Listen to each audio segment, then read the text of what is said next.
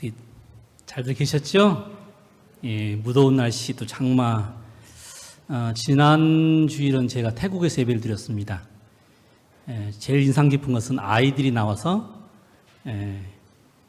사회도 보고 그다음에 헌금 수업도 했어요. 아이들 초등학교 한 1, 2학년쯤 됐던 애들이 있는 것 같은데 저는 지난주에 태국에 있었던 북아시아 태평양 지회 총무협회에 다녀왔습니다. 이 사진이 제가 다녀왔던 증거입니다. 대청에서 오신 분들, 우리 대청의 총무님, 우리 부총무님들, 여기 지회 총무님, 지회 부총무님들, 그 다음에 여기 이제 이쪽은 방글라데시에서 오신 분들이고요. 여기 이제 한국, 여기는 대만, 그리고 여기 파키스탄, 여기는 지금 한국 사람이지만 네팔, 총 8나라에서 왔습니다. 특별히 올해 우리 지회에 지금 4나라가 지금 편입되어 왔는데, 파키스탄, 네팔, 스리랑카, 그 다음에 방글라데시, 이쪽에 있는 사람들도 와서 처음으로 배웠었습니다. 이 나라들은 사실은 무슬림이 굉장히 강한, 이슬람이 굉장히 강한 이슬람 국가고, 또 힌두교가 강한 힌두 국가들입니다. 예수님이 이 땅에 오시려면 저 나라들이 복음이 전파되지 않으면 못 오실 것 같아요. 그리고 우리 지회상 한국연합회, 우리 합회들의 영향이 굉장히 지금 책임이 더 막중해졌습니다. 이를 위해서 많이 좀 기도해 주시기 바랍니다. 네.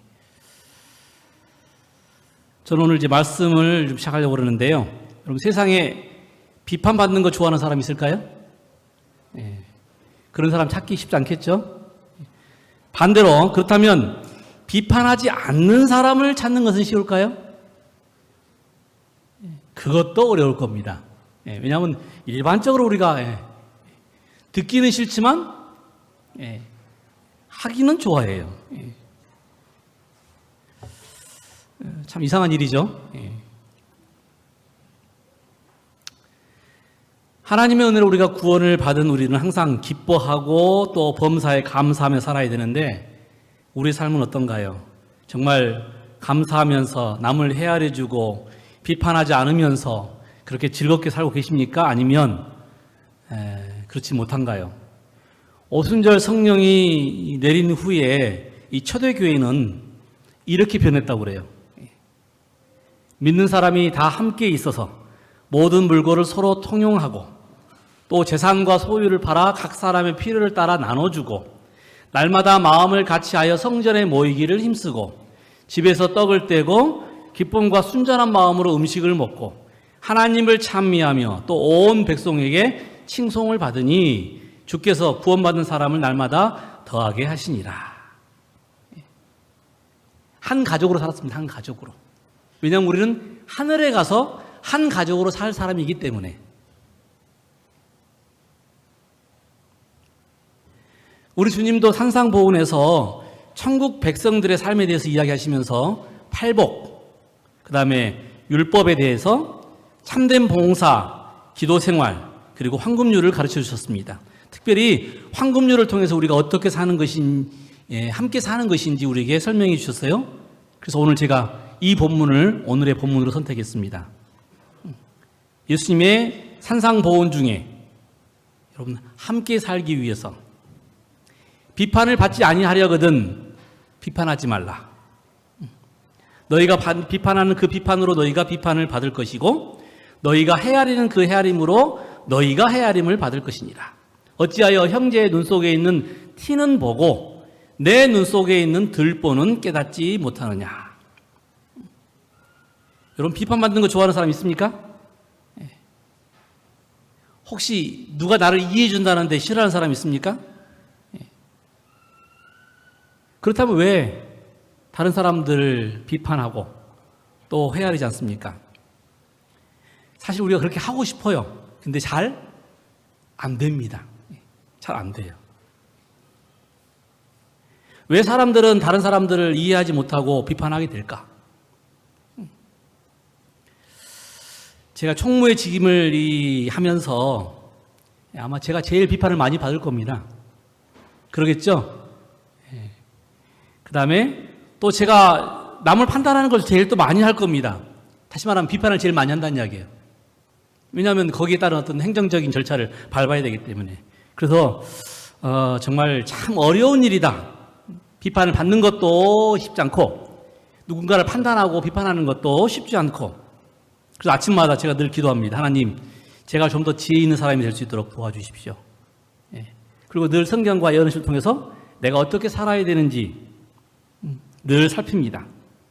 저는 오늘 이런 제 마음을 담아서 비판받지 아니하려거든. 이게 좀 약간 뭐랄까요, 누구를 때리는 설교처럼 생각하지 마십시오. 더 재미있고 더 좋은 교회, 그리고 더 행복한 내 신앙생활을 위해서 우리가 어떻게 살아야 될 것인지를 생각하면서 준비한 말씀입니다. 여러분, 우리가 그리스도인으로서 남을 어떻게 이해해야 되는지, 비판하는 문제에 대해서 우리가 어떻게 생각해야 될지 다시 한번 고려해 보길 원하는 것입니다. 제가 오늘 두 가지 비판받지 않는 삶을 위해서 우리에게 주신 주님의 기별. 첫 번째는 제가 산상보훈을 읽다 보니까 첫 번째 기별은 이거예요. 자기를 기준으로 삼지 말아라. 왜 우리가 비판하게 되냐면 결국 누가 기준입니까? 그렇죠. 자기가 기준이에요. 자기가 배운 거, 자기가 생각하는 거, 자기가 경험하는 거.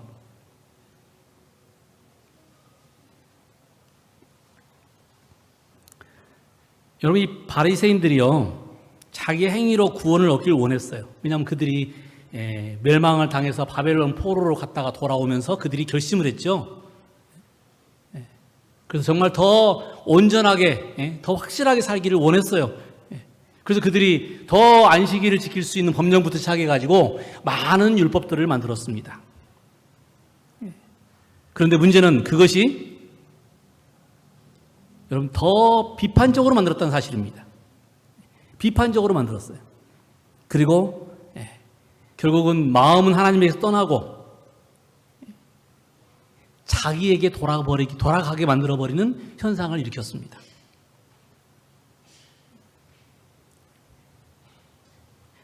여러분, 하나님의 사랑이 우리의 마음에 사라지면 동료들에 대한 사랑도 사라집니다. 그리고 우리가 만들어 놓은 그 여러 가지 규정들은 결국 우리로 하여금 죄책감을 들게 하고, 그리고 또 다른 사람을 비판하는 기준이 되는 것입니다. 이런 분위기는 결국 사람이 자기 중심적으로 생각하게 되고 판단하게 되고, 그리고 사람을 바라봄에 있어서 예수님의 사랑이 아니라 내 기준으로 바라보게 되는 이런 사람을 우리는 바리새인이라고 부릅니다. 바리새인은 옛날에 살던 우리하고는 다른 사람이 아니라 우리도 역시 그런 기준으로 만약에 사람들을 판단한다면 우리도 바리새인이 될 수 있습니다.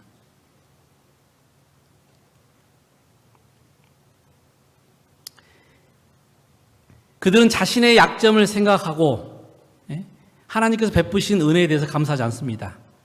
그들은 교만해서 내 자신, 내 기분, 내 지식, 내 방법만 생각합니다. 그들은 자기가 한 일을 기준으로 다른 사람들을 비판합니다.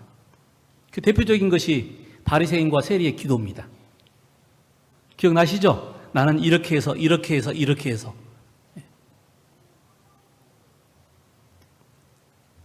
그들은 심지어 사람의 마음까지 알 수 있다고 생각하고 그 마음의 문제까지 들어가서 판단을 합니다.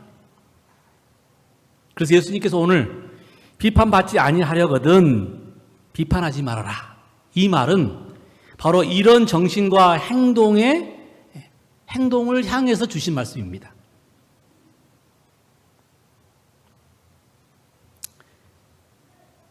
이 산상보훈, 그것은 자신을 기준으로 삼지 말라는 뜻이다.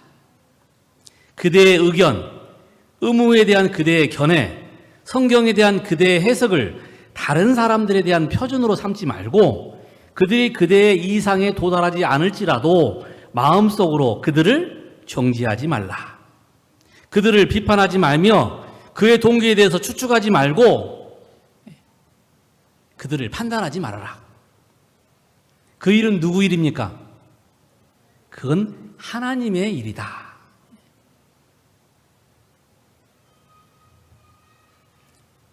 그러므로 때가 이르기 전 주께서 오시기까지 아무것도 판단하지 말라. 그가 어둠에 감추인 것들을 드러내고 마음의 뜻을 나타내시리니. 누가 하신다고요? 하나님께서. 찰스 스윈돌이라고 하는 사람이 쓴 은혜의 각성이라는 책입니다. 이 책에 보니까 비판하지 말아야 할 7가지 이유, 그런 이유가 나와 있더라고요. 제가 7가지 읽어드리겠습니다. 첫 번째, 왜 우리가 비판하지 말아야 되냐면 우리는 모든 사실을 다 알지 못한다는 것입니다. 정당한 비판을 위해서는 모든 사실을 알아야 돼요. 그런데 문제는 우리가 늘 제한된 사실만, 제한된 지식만 가지고 있다는 것입니다. 그래서 우리의 비판은 불완전할 수밖에 없어요. 다 모르니까.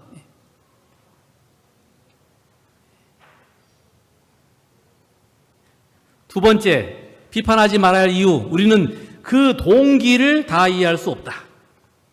여러분, 사람이 행동이나 말이나 표정을 통해서 우리가 다 알 수 있는 것이 아닙니다. 어떤 사람들은 이 생각하는 거 다르게 막 표현하는 사람들이 있어요.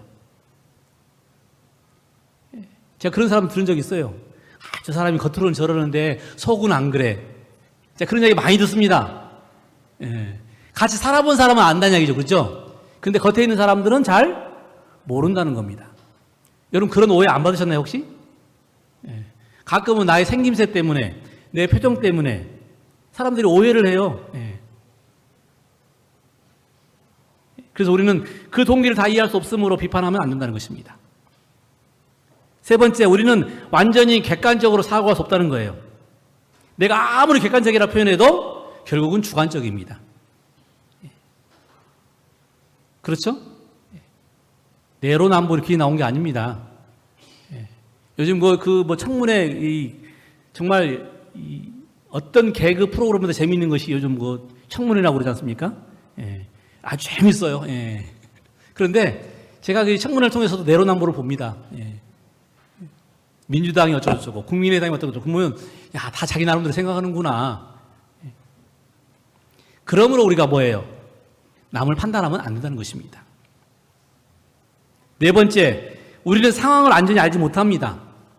단지 그냥 그 상황의 맥락만 보고 있는 것이지, 동일한 사건도 전혀 다른 결과가 나올 수 있는 것인데, 그러므로 우리가 남을 판단하면 안 된다는 거예요.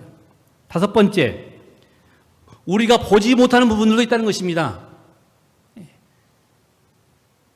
우리의 인식은 늘 제한적이에요. 다 알 수가 없습니다.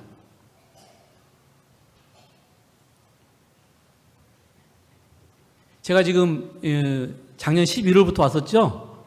지금 이제 11, 12, 1, 2, 3, 4, 5, 6, 7 이제 9개월 된 것 같은데요. 제가 9개월 전보다 지금은 조금 더 알았겠죠. 조금 더. 그죠? 누가 오시면 얼굴도 알지만 말을 하면 말투도 알겠고, 그 다음에 이제 이야기를 들으면 어떤 사정이 있었구나. 아, 그래서 그러셨구나. 이런 이야기들이 이제 조금씩 쌓여가는데 제가 몇 프로 쌓였을 것 같습니까? 제가 남들보다 그래도 머리가 좀 빨리 돕니다. 그래도 제가 보기 10%도 안 됐어, 아직. 그 사람을 온전히 이해하려고 그러면 꽤 많은 시간 동안 함께 해야 또 많은 일을 겪어봐야 알 수 있는 것입니다. 그래서 우리가 쉽게 판단하면 안 된다는 거죠.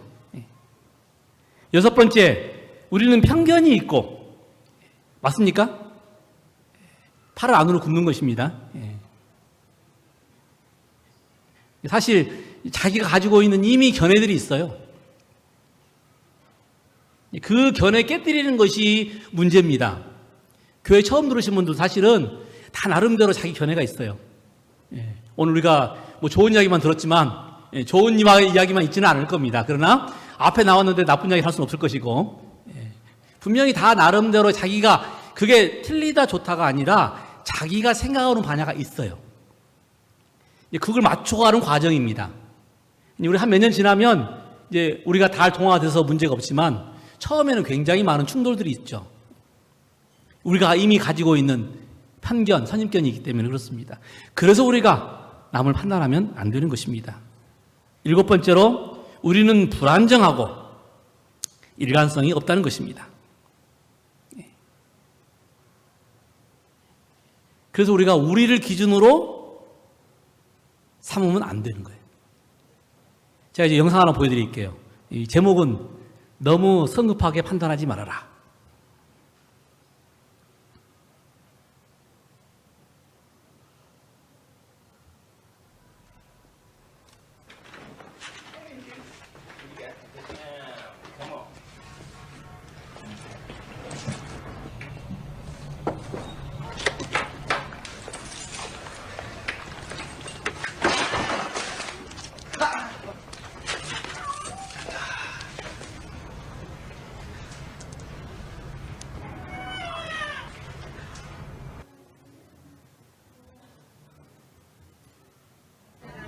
Well, then you will find out. Hey, isn't that your boyfriend, Tom? Yeah, but who's that blonde she's with? That lousy two-timing. Hello? Yeah, boss. Picked her up at the groomer, just like you asked. Yep, she's looking good, huh? Oh, yeah.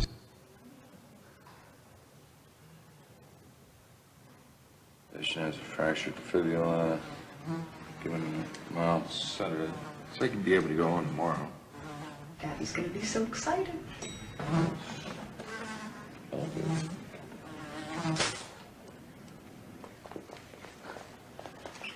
That killed him.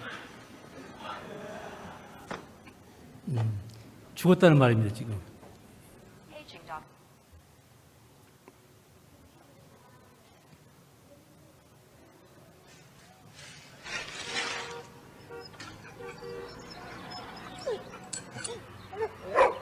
브라운을 설쳤고요. 브라운이 빵입니다, 빵.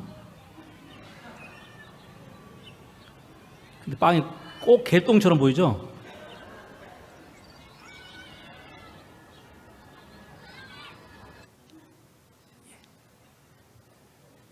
저 앞뒤를 다 보니까 저런 오해가 생기겠죠, 그죠? 이게 우습게 나와 있지만 저런 일들이 종종 일어납니다. 좀 우리가 더 이렇게 신중하고, 그다음에 좀 이렇게 시간을 두면 더 올바른 판단을 할 텐데 가끔 우리는 그렇게 너무 갑작스럽게. 우리는 스스로 결점이 많기 때문에 다른 사람을 심판할 자리에 앉을 자격이 없다. 유한한 사람들은 오로지 밖으로 드러난 것을 통해 판단할 수 있을 뿐이다. 행동의 숨은 동기를 아시고 부드럽고 자비롭게 대하시는 분만이 각 사람의 사정을 결정할 수 있다. 작년에 제가 뉴욕 가서 찍은 사진인데요. 지금 요게 뭔지 아십니까? 월가의 상징. 그죠? 예, 황소인데요. 뉴욕에는 약 1,800개가 넘는 동상이 있답니다. 장군, 예술가, 유명 정치가, 이상한 나라의 앨리스, 구두 닦는 사람, 연예인, 곰, 이런 각종 동물상들. 예. 근데 그 많은 동상 중에서 비평을 하는 사람의 동상은 한 개도 없답니다. 왜 그럴까요? 사람들은 비판하는 사람들을 좋아하는 사람은 없습니다. 예. 전영수라고 하는 사람이 쓴 세상으로 열린 두 개의 창이라는 이 책에 보면 비평가에 대해서 이렇게 말합니다. 우리 주변에서 흔히 남을 비평하고 사리를 따져 분석할 때는 아주 총명한데 자신의 처신은 정반대인 사람들을 자주 보게 된다. 왜 저토록 자신의 과오엔 관대하면서 다른 사람들의 일에는 냉혹할까? 일명 내로남불이라니까. 내로남불. 내가 하면 로맨스, 남이 하면 불륜. 이 비평가들의 실상에 대한 정말 아주 정확한 표현입니다.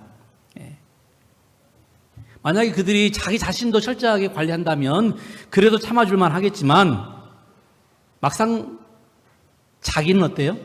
그렇지 못한다고 하는 것입니다.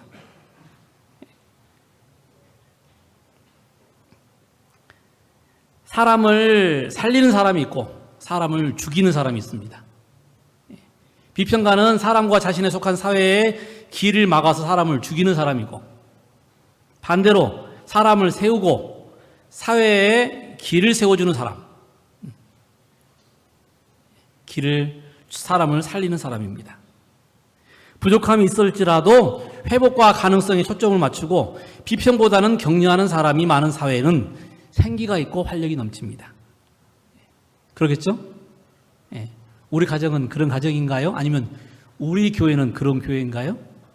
예. 좀 부족한 점 감싸주고 좀 격려하고 칭찬해주고 도와주고.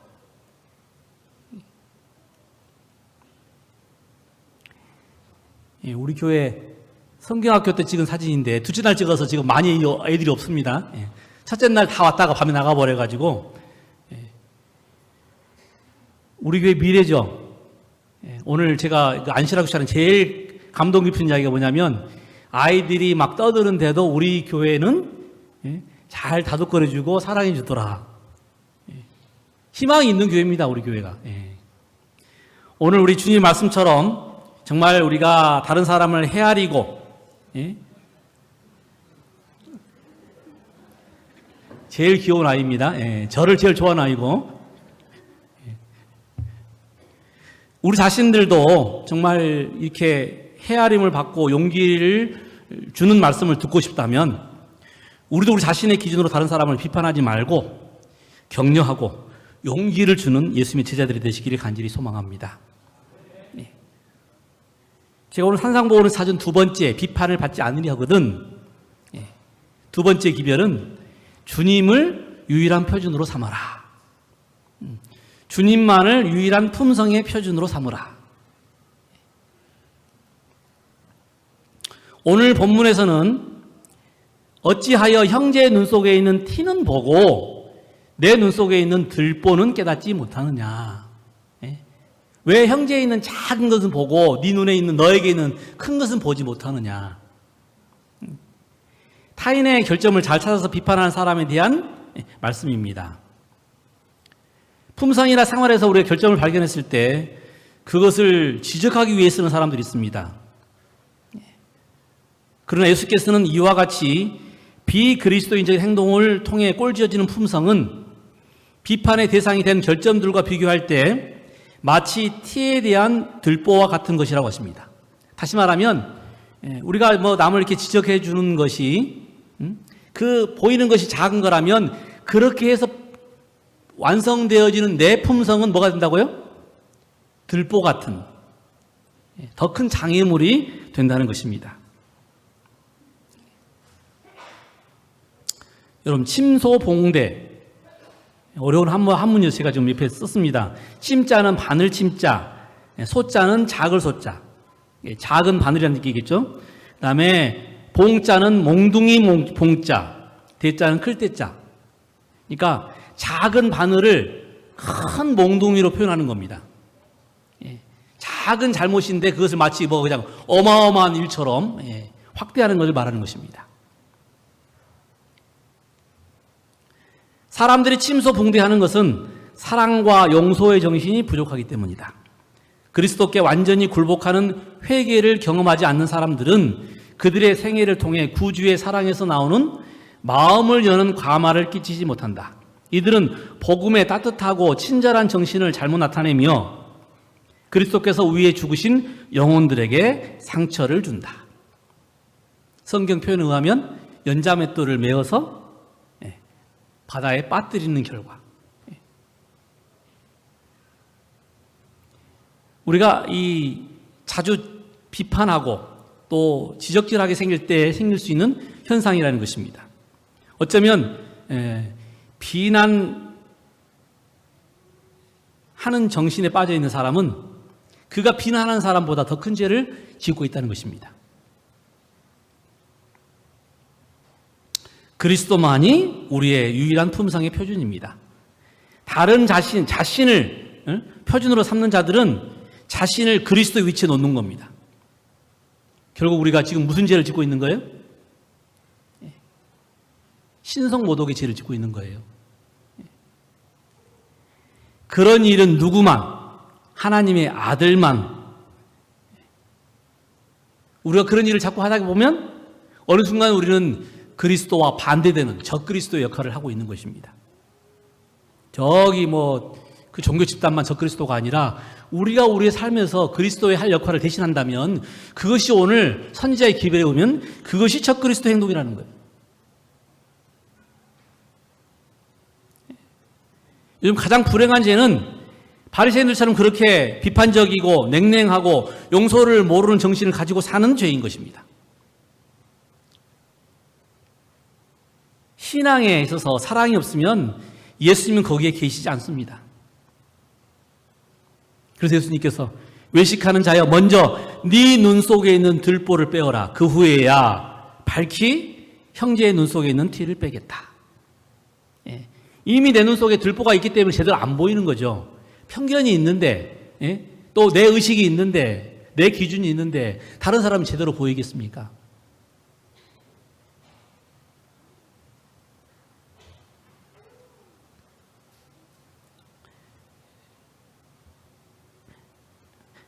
여러분, 아담과 하와가 죄를 짓자마자 제일 먼저 한 일이 뭐예요? 서로 비난하는 것이었습니다. 여러분, 비난하는 것이었어요. 아담과 하와가 죄를 짓자마자 그들이 하나님의 명령을 따르지 않고 그들 스스로 판단을 시작하자마자 제일 먼저 한 일이 저자 때문에, 저 뱀 때문에 우리가 하나님의 은혜 아래 있지 아니하면 필연코 이렇게 될 수밖에 없는 것입니다.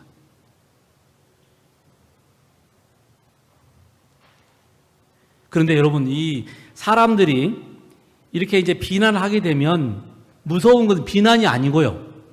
비난하는 정신을 가지게 되면 그것으로 만족하지 못해요. 그 다음에는 뭘 할까요? 그렇게 강제적으로 하게 만들려고 하는 정신이 생긴다는 것입니다. 나는 맞았고 너는 틀렸기 때문에 네가 나를 따라와야 된다는 정신이 생기는 거예요.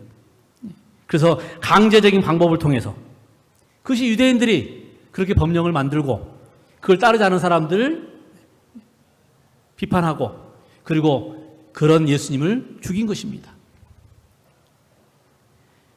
초대교회 통일했죠. 그렇죠? 예.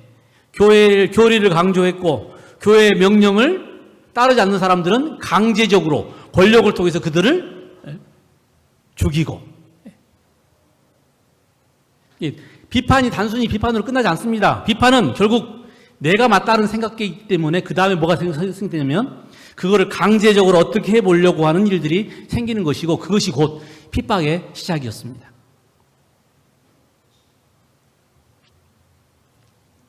그러나 우리 예수님은 강요하지 않으셨어요. 우리 예수님은 기다리셨습니다. 예수님께서 하시는 유일한 방법은 사랑의 강권입니다. 그리스도의 사랑이 나를 강권하시는도다. 어떤 세속적인 권세의 도움을 이용하지 아니하고 무력을 사용하지 아니하고 여러분 그런 것들이 사용됐더라면 진작에 끝났다니까요.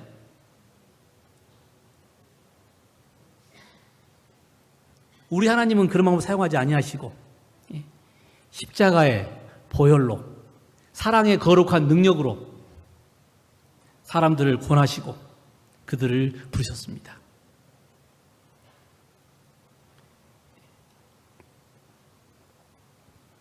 그래서 여러분 이 문제 해결은 어떤 외형적인 제도 있지 않습니다. 제도 있지 않아요. 강제로 하고 뭐를 하고 우리가 다양한 일들을 교회 생활을 하면서 해봅니다. 그러나 결국은 뭐가 감동이 되어야 마음이 감동이 되어야 하나님의 사랑을 깨달아야 그것을 그 강권하는 어떤 초청을 본인 스스로가 느껴야 변화가 생기는 것이고 그리고 그 능력은 강제했을 때보다 더 강력한 능력이 되는 것입니다. 예수께서는 오늘 비난하는 자들에게 먼저 자신의 눈에서 들보를 빼내고 비난하는 정신을 버리고 죄를 자백하고 그렇게 하도록 권하고 있습니다. 여러분 이 비난하는 정신 자체가 악한 열매입니다. 그리고 이것은 우리를 독선적으로 만드는 무익한 일입니다. 그러므로 오늘 우리에게 필요한 것이 뭐냐면 예수의 사랑으로 말미암는 변화된 삶, 그렇게 변화된 한 사람이 100명을 만든다고 그랬어요.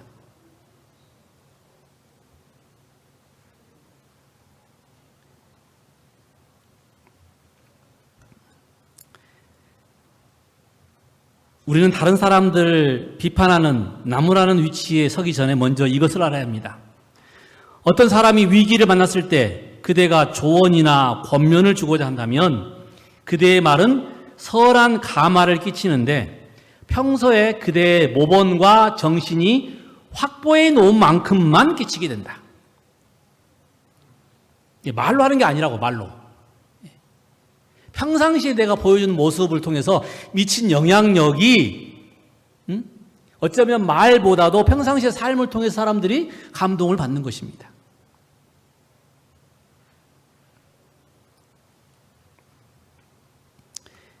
그대 자신의 마음이 주의 은혜로 겸허하고 순수하고 부드러워지기 전에는 다른 사람들을 변화시킬 가마력을 발휘할 수 없다. 그리스도께서 그대 안에 영광의 소망이 되면 그대는 다른 사람들을 살피며 그들의 잘못을 폭로하지 않을 것이다. 그것이 변화된 그리스도의 품성이고 오늘 우리가 표준으로 삼는 것은 바로 그 예수님의 품성입니다. 십자가를 쳐다보는 사람은 자기의 죄 때문에 그의 죄악의 정도를 다른 사람들의 것과 비교해서 헤아려 보고자 하지 않을 것이다. 그는 다른 사람을 정죄하기 위하여 재판석에 앉지 않을 것이다. 십자가의 그림자 아래서 행하는 사람들에게는 비판이나 자만의 정신이 없다. 내가 죄인인데, 내가 죽일 놈인데 어떻게 다른 사람을 내가 죽일 놈인 것을 모르기 때문에 그런 일들을 하는 것입니다.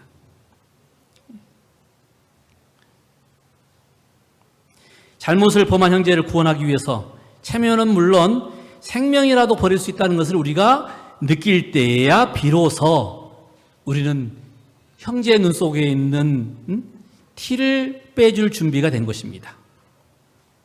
그를 감동시켜줄 준비가 된 것입니다.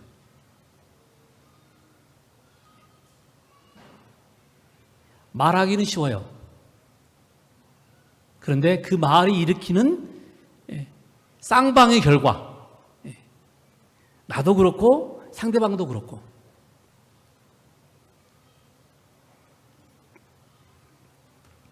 어떤 사람도 책망과 비난 때문에 그릇된 처지에서 돌이킨 적은 없고 그것 때문에 많은 사람들이 그리스도를 떠나고 뭐 때문에요?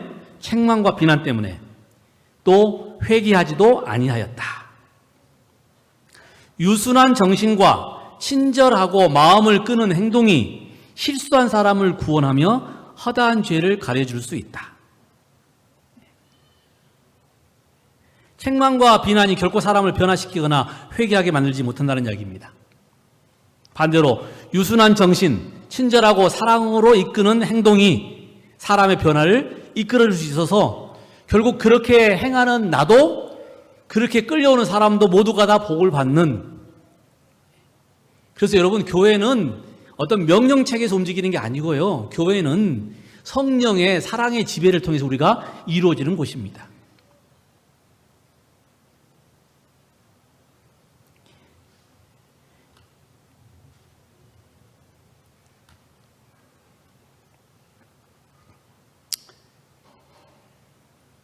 매일 그리스도에게서 그대 안에 그리스도께서 그대 안에서 나타나시게 하라. 그리하면 그분께서 그대를 통해 당신의 말씀이 가진 창조의 능력, 곧 우리 주 하나님의 아름다움으로 다른 영혼들을 재창조해 줄 온유하고 설득력 있으면서도 강력한 감화력을 나타내실 것이다. 누구를 통해서요? 나를 통해서 나타나시는 그리스도를 통해서. 이제 말씀을 정리하면서 여러분 비판받지 아니하려거든 두 가지 기억하십시오.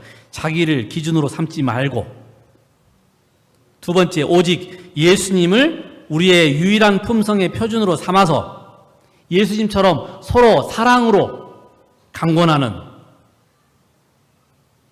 그래서 우리가 천국 백성이요 우리가 하늘에 들어가기에 합당한 사람인 것을 나타내는 여러분과 제가 되길 바라면서 말씀을 줄이겠습니다.